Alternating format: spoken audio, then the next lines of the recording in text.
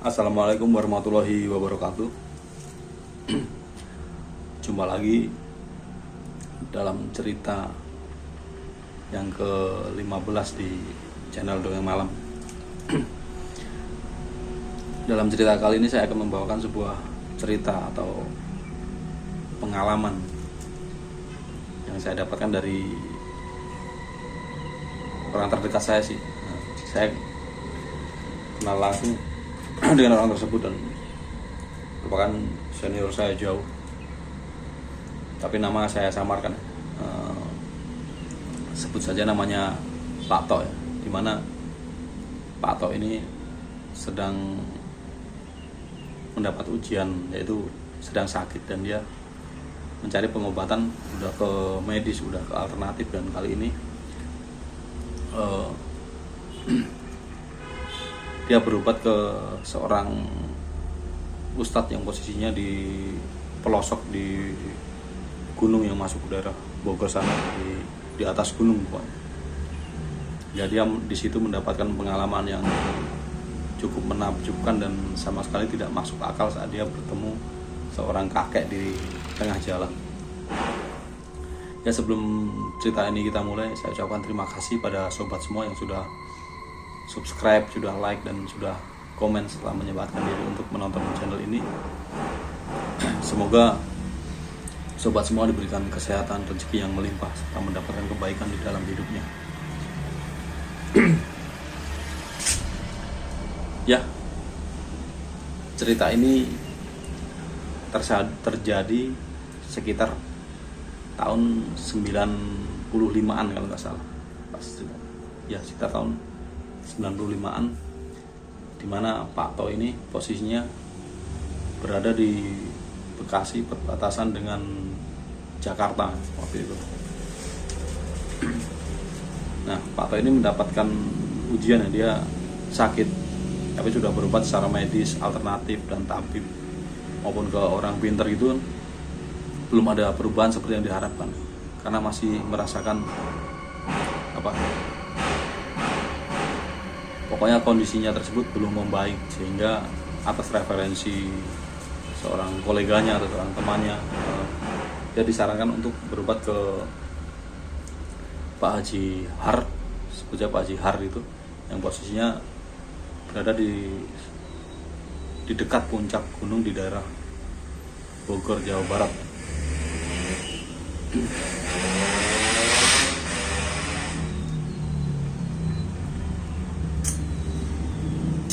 Nah, akhirnya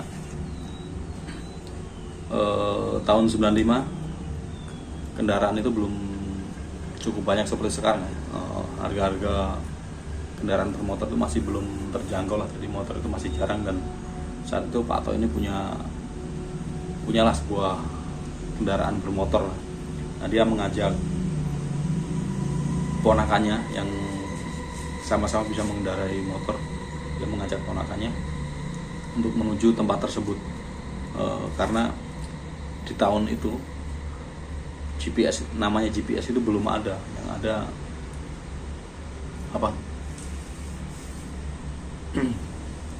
peta, yang ada baru peta itu kan, cuman kan nggak mungkin banget bawa peta, dan tidak semua orang bisa membaca dan menggunakan peta tersebut.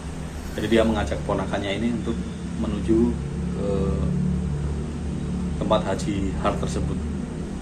Nah, akhirnya dari situ berangkatlah dia sekitar sore hari, jam 2, jam 3 lah dia berangkat dari Bekasi itu, kemudian menyusuri jalan ke arah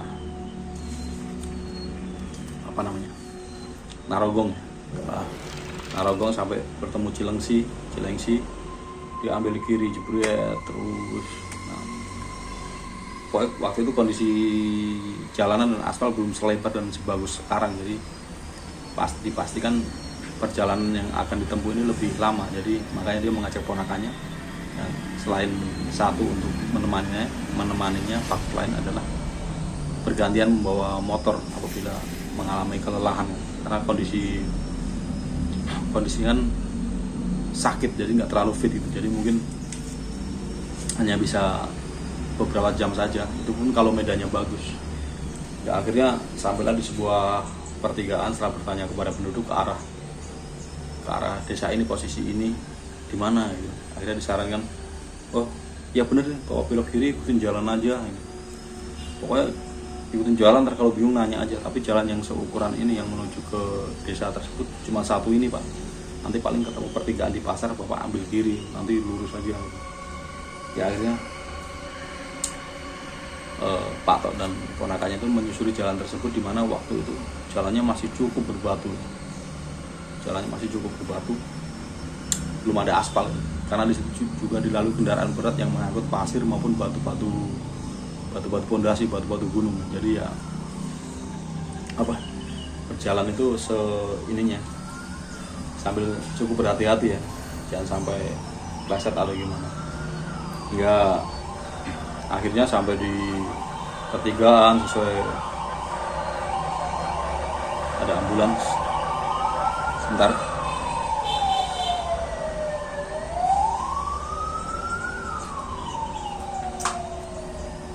Hingga sampai pada pertigaan pasar yang dimaksud, dia berbelok ke kiri, kemudian ke atas terus kan, karena memang pegunungan jalannya hampir 80% itu adalah tanjakan, naik turun dengan jalan berbatu tersebut.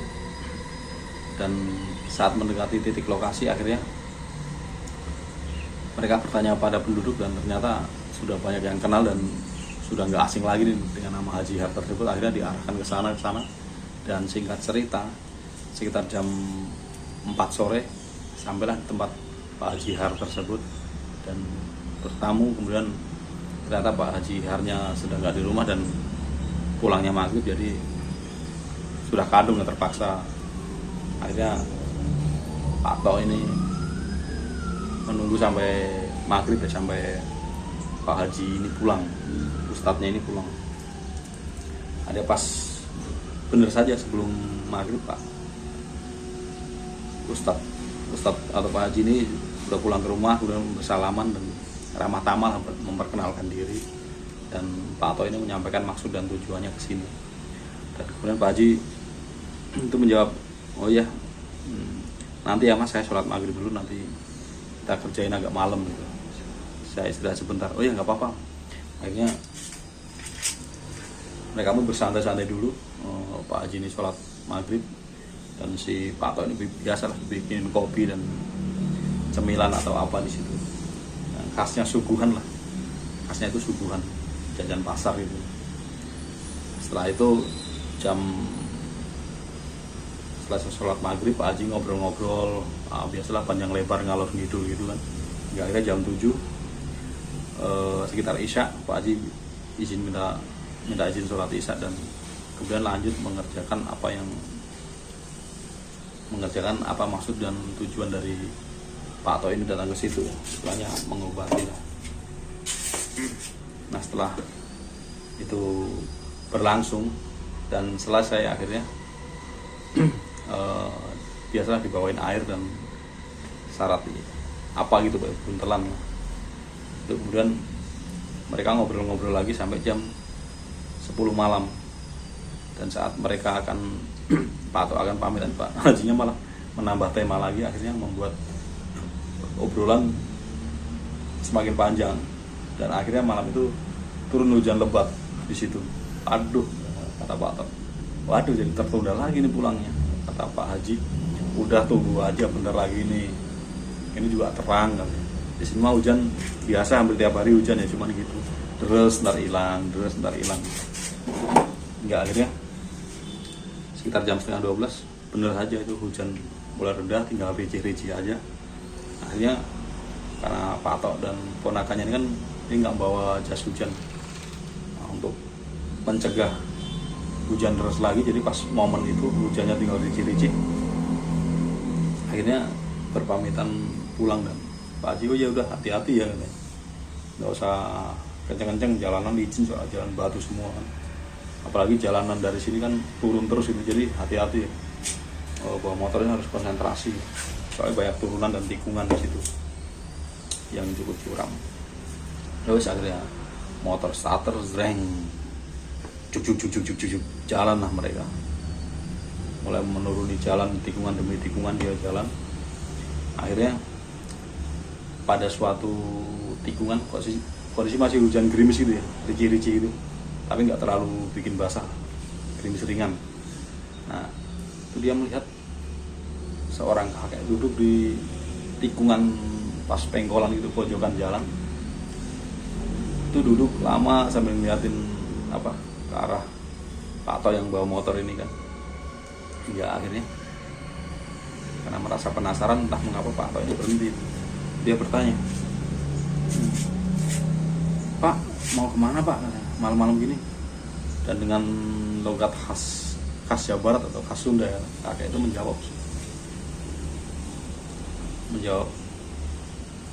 mau ke pasar di bawah sana katanya gitu. Oh iya, kakek-kakek itu tampilannya seperti aki-aki khas Jawa Barat zaman dulu, pakai ikutan kepala, terus celananya hitam 3 perapat, terus atasnya itu kayak kemeja, bukan kemeja ya, yang gombrong itu, pokoknya model begitu loh. Itu warnanya hitam semua, dulu.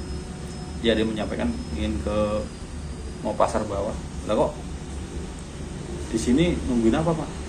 Nungguin mobil lewat katanya. Nah di situ si Pak Toh ini berpikir, mana ada mobil lewat malam-malam begini, apalagi di kampung begini, mobil apaan katanya. Nunggu mobil apa jemputan Pak? Enggak, nunggu bis kalau ada.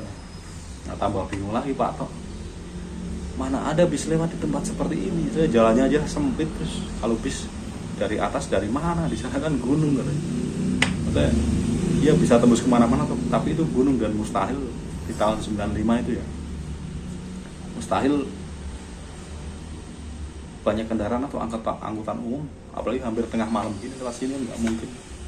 Akhirnya Pak Toh ini menawarkan, ya udah Pak, ayo saya juga mau turun, kalau mau yuk bareng saya bonceng bertiga tapi gitu.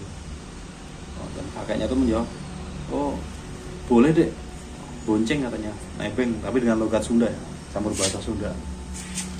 Boleh Pak, nggak apa-apa, yang penting mau katanya. Oh ya udah. Akhirnya karena kondisi udah sepuh, jadi bapak itu taruh di tengah dan di belakangnya itu ponakannya.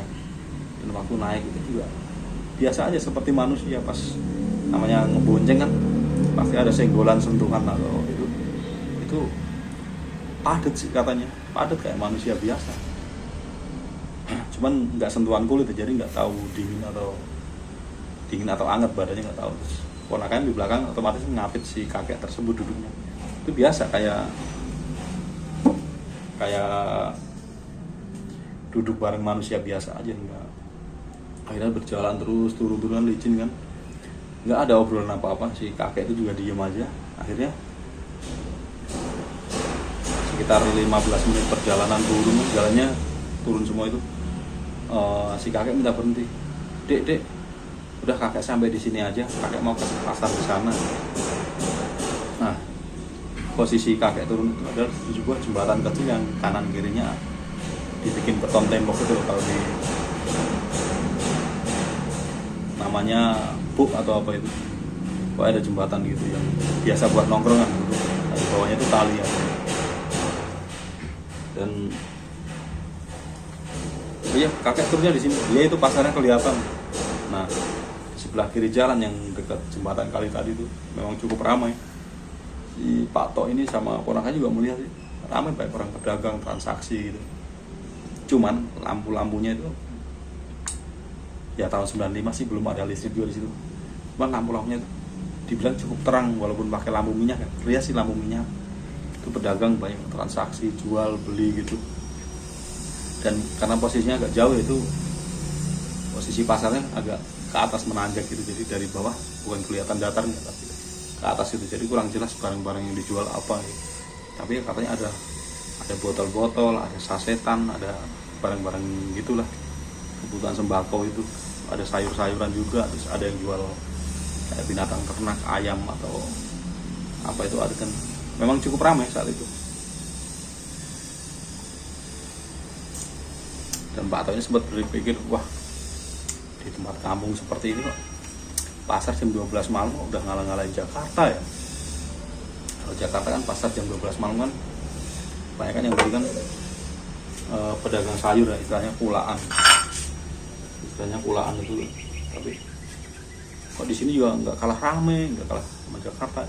Jadi akhirnya kakeknya itu turun ngucapin terima kasih dan berpesan hati-hati di jalan ya, terima kasih ya. Oh iya kayak, ya udah, akhirnya kakek itu menuju ke sana. Jeng. Oh iya, ini terlewat nih. Tadi pas Pak Tok berangkat itu sekitar jam 2, jam 3 ya, setengah 3an mungkin. Dan sampai di tempat Pak Haji Har itu kan sekitar 3 atau 3,5 jam. Jadi jam 4 ataupun setengah 5 itu nyampe. Pas perjalanan berangkatnya ya. Nah pas turunnya itu baru berapa jam turun, jebret. Kemudian menurunkan si kakek tadi dan melanjutkan perjalanan. Dan anehnya di situ setelah kakek itu turun, si Pak Tok ini melanjutkan perjalanan dan mereka nggak kepikiran atau nggak inget nengok ke belakang lagi melihat ke pasar itu. Dan setelah beberapa menit tuh jalan itu menjadi halus kayak aspal. Jalan tuh halus banget dan enak banget. Dan saya sempat ngobrol sama ponakannya, kok jalannya berubah ya jadi halus gini. Perasaan tadi pas berangkat nggak ada jalan sehalus ini. Oh iya ini jalannya beda apa gimana? Ya udah, orang ini cuma jalan satu-satunya, kita ikutin aja. Akhirnya mereka mengikuti jalan itu dengan motornya pas. Nah itu berjalan cukup cepat karena kemudian beberapa menit atau sekitar 30-40 menit lah, mereka tiba-tiba sudah berada di pertigaan besar di Bekasi yang mereka itu kenal malam itu. Dan saat sampai di situ sempat gelagapan juga loh. Jadi gimana sih namanya orang baru, kalau kita pas microslip aja tahu-tahu terus nyampe di sini kan bingung, gelagapan. Ini kayak kenal apa jalan ini tapi lokasinya di mana gitu. Nah, Pak juga gelagapan seperti itu pas nyampe pertigaan. Loh, ini bener sampai di sini? Oh iya bener. Oh iya itu tinggal belok ke kiri atau ke kanan nyampe kan ke rumah. Oh iya Pak. Akhirnya dengan rasa heran Pak itu terus memacu motornya set. Akhirnya sampailah dia di rumah. Loh, kita bener sudah sampai kan? Masih nggak percaya kan? Iya sampai kan? Kok cepet ya katanya. Akhirnya si Pak Tok ini melihat arloji, melihat jam, itu baru sekitar 1:30, sedangkan dia start dari tempat Pak Haji Har tadi sekitar jam 11:30-an. Berarti kita ini perjalanan sejam ya. Oh yaudah masuk dulu ya, habis kehujanan dingin ya. Akhirnya masuk dan mereka ngobrol lagi tentang masalah itu. Dan tadi jalan dari puncak turun itu halus banget. Apakah ini ada hubungannya sama kakek-kakek itu atau gimana? Akhirnya udah itu pikir entah. Sekarang gimana kondisi itu habis berubah dari sana? Ini aku udah enakan, badanku udah kayaknya nggak ada ini deh, nggak ada kendala. Yang mudah-mudahan cocok kata Pak Tok. Nggak, akhirnya gini, aku penasaran, badanku udah enak. Besok pagi kita cek lagi jalanan ke sana, kita lihat tempat kakek itu turun. Ya udah nggak apa-apa, aku juga penasaran kata ponakannya. Ya wes, akhirnya malam itu mereka tidur. Bangun itu pas pagi mereka biasa ngopi, ngerokok dulu, ngobrol-ngobrol, dan sekitar jam 7 mereka pun sepakat untuk ayo start ke tempat kemarin ya. Kalau kemarin kan sampai di Pak Haji Kohar kan, Pak Haji Har itu kan sekitar 3 jam. Berarti kalau kita sampai ke tempat pasar itu mungkin normal 2,5 jam ya. Oh iya, akhirnya kembali mereka menyusuri jalan itu dari Cilengsi ke kiri, jalan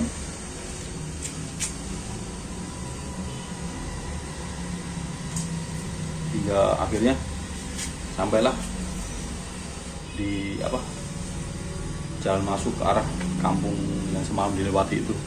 Ada melewati jalan itu dan sampailah mereka di titik jembatan di mana dia menurunkan kakek tersebut sambil melihat jam. Ternyata sampai di situ mereka sekitar jam 9:30, berarti mereka menempuh 2,5 jam perjalanan. Dan akhirnya mereka karena dari arah bawah akhirnya melihat ke kanan, ke arah pasar yang semalam. Akhirnya, "Lu rak tenan toh," dia berkata, "orang no pasar neng gini," kata Pak Toin sama ponakannya. Dan ponakannya, "Nah bener kan, nggak ada pasar di sini." Ponakannya pun mengiyakan, "Oh iya, semalam jelas pasarnya di sini. Ini jembatan. Kakek itu naik ke atas sana kan agak naik." Nah, siang itu yang semalam adalah pasar, itu ternyata kayak hutan gitu, terus banyak batu-batu besar di situ, dan sampingnya itu ada aliran kali dari atas. Jadi nggak ada pasar di situ, dan lokasinya pun cukup curam. Jadi mustahil kalau untuk pasar gitu, karena cukup curam dan rawan longsor. Jadi di situ kayak hutan, baik batu-batu, terus sampingnya ada aliran kali. Akhirnya mereka pun nggak banyak bicara lah. Sudah terjawabkan semua. Kenapa semalam kita nyampe rumah dengan melewati jalan yang halus dan cukup cepat, sekitar 45 menit dari sini ya. Berarti kita semalam itu diantar jin dari sini.